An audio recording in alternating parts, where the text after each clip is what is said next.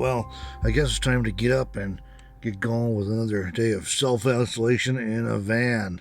Is my hair a mess?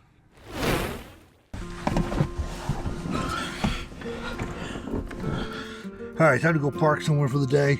Those of you who do a lot of urban camping or van dwelling, whatever, will be familiar with this drill. You park somewhere for the night. In the morning, you got to go park somewhere else for the day, and then park somewhere else. You got to get in for the night.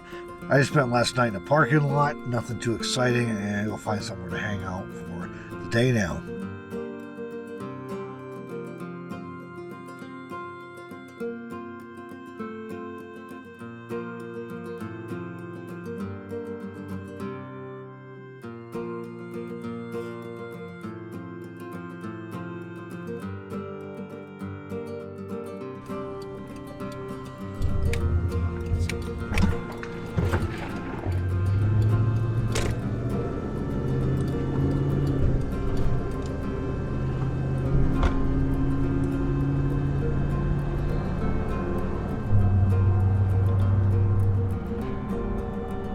There's a city park up here I hang out at frequently when I need to find somewhere to park during the day when I'm up here in Wyoming. There's a number of parks in the city, but this is the biggest one. A lot of the ones here, you might call them pocket parks or neighborhood parks. They don't actually have like off-street parking or anything, so you know they're places people bring their kids, but you have to like park on the street outside of it's not a great place to hang out for the day. We have a county park not too far from here, but still a few miles up out of town. And the nice thing with this one is it's right here in town. It's not far from where my kids live that are here. It's not far from places to park for the night or from other services, especially when services are open. A lot of them are closed right now, of course. So this is a convenient spot, and it's got a nice little lake and a walking trail, and there's even an RV dump. Free RV dump if you're in an RV in the area and need to do that.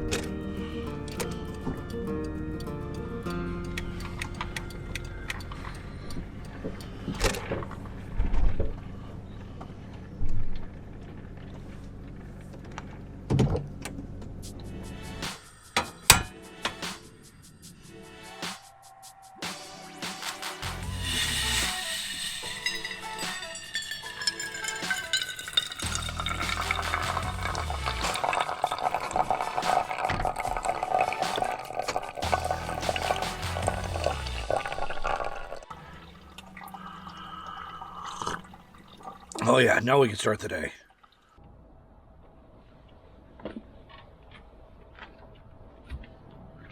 Alright, so this park does feature a walking trail. It's like a 1.1 mile loop around this lake over here that's still frozen over because it's still March in Wyoming. So, whenever I spend the day here, I always make a point of doing at least one walk around the lake. Ideally 2 or 3 or 4. I got 3 in yesterday, which was good, and I think 2 the day before because it was kind of cold. So beautiful morning. It's a little bit breezy. I'm going to head out and do a walk around, and you've probably seen footage or photos from here before if you've been following this channel for any length of time. But I'll bring it around, see if there's anything I can show you. There's often waterfowl here, a lot of blackbirds in the cattails and the wetlands. So that's nice. So it's pretty popular in the summertime, especially. There'll be people out with canoes and kayaks and whatnot. But mostly it's not too busy this morning. It's a little bit breezy, like I said, a little bit cool, a little bit breezy, but the sun's shining, that's nice. So I'm going to go do a loop and probably do another one this afternoon, but I'll bring you all along with me and I'll let you see some of what it looks like here. Hopefully there's not a problem with wind. I didn't want to bring along the big microphone today because I just didn't feel like it. So, all right, let's go see what we can find here.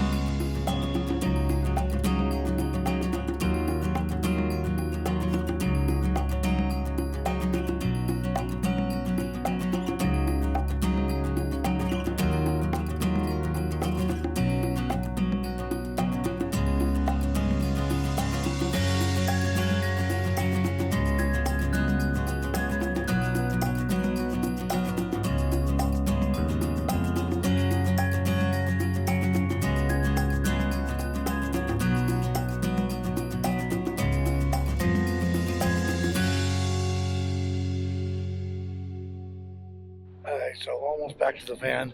Got my 1.1 mile walk in. I'll probably do another one later.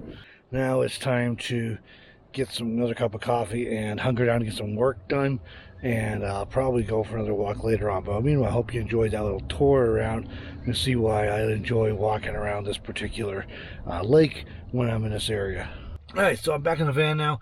I get asked periodically to do some day in the life videos, which is sort of, you know, kind of vlog style videos on what my day-to-day looks like. I'm always a little reluctant to do those, I guess, because I don't think my day-to-day things are too exciting. Certainly maybe not video worthy, at least.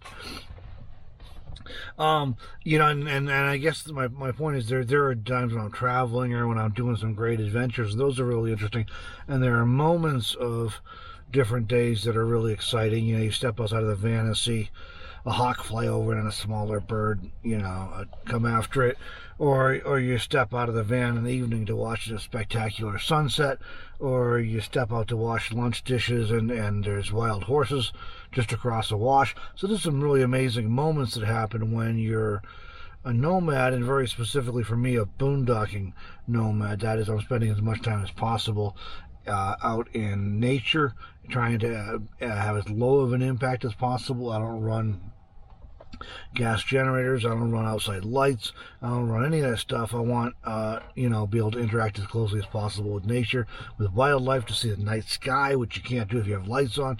So, you know, I keep it pretty simple and minimal, and as a result that I get to have these moments. But as far as day to day, it's kind of, you know, can be pretty dull, I guess. I worked from home for years off and on before I was a nomad. So for me, it's very much the same. I get up in the morning. If I'm in the city, I have to reposition, which, you know, I wouldn't normally do if I'm boondocking. So I get up in the morning, make coffee, you know, and kind of get to work, you know, and work for the day. I try and get in 1 or 2 or 3 walks during the day, depending at different times, depending on the weather and where I'm at.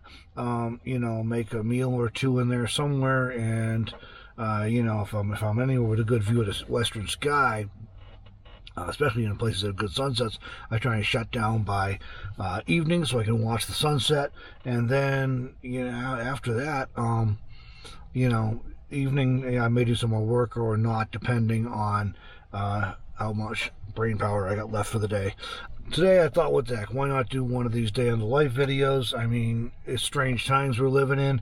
Many of us are dealing with self-isolation, if not shelter in place or quarantine orders. So, you know, people have more time to watch videos, and my work's a little slow right now. I'm never bored. I always have things to do, but I could justify spending a little more time making a video like this today. So I thought, what the heck, why not go ahead and do this and kind of share what my day looks like. All right, so today's big project, I'm working on Meanderings Magazine. The next issue of that is due out in April, which is only about a week away. So, and this is actually ends up being about a week-long project, typically, to get the entire magazine ready to go each quarter. And that's, I got to lay out get the photos all ready, and any text I want to go with them, write any things to go with it. And then I have lay out the print magazine, then the desktop PDF, and the tablet-sized PDF, and the mobile-sized PDF, and then I get a Kindle version ready. So that all takes quite a bit of time, and that's just to get the layout on my end. And then, of course, I had to wait for the printer to send proof copies and then actual print copies. Afterwards, I can distribute. So there's a fair bit of work involved in that, but that's my work for, it's kind of my big project for the week, really, but definitely my main focus today is going to be on Meanderings Magazine. All right, so wrapping up the day, I've spent all day, aside from a couple of walks, working on a computer. Got all the photos edited for the next issue of Meanderings Magazine. Got the layout started, and so you know, I'll be continuing that tomorrow. It's after dark now. It's getting late, so I need to go find a place to park for the night, find another parking lot, probably, I think, for this evening, or there's another, maybe a place on a side street I use sometimes here too. So go find a place to park anyways, and this kind of wraps up Yeah, pretty typical day in the life for me, self-isolating here in a van while I'm in town. It's a little bit different when I'm out boondocking, but there's not a lot of places I can go up here in northeast Wyoming this time of year. There's a fair bit of BLM around, but a lot of it doesn't have road access, and if it does, it's in snow or mud. Anything up in the mountains is out of the question because but it's really, really cold. But on top of that, it's under snow, and it will be for a couple months still. And when the snow does melt off, it's usually June, when that melts off, and then it's mud. So we got about a 3-month season up here when we get up into the mountains. That's pretty much midsummer into early fall. I'm still kicking around different ideas for what I might be able to do for travel without going too terribly far and still be able to, self-isolate. So until I figure that out, I'll be hanging around here in town for a little bit. Meanwhile, that's kind of a day in the life self-isolating in the van. Hope you enjoyed this little review of a day in the life, and check out these Canada geese I saw today.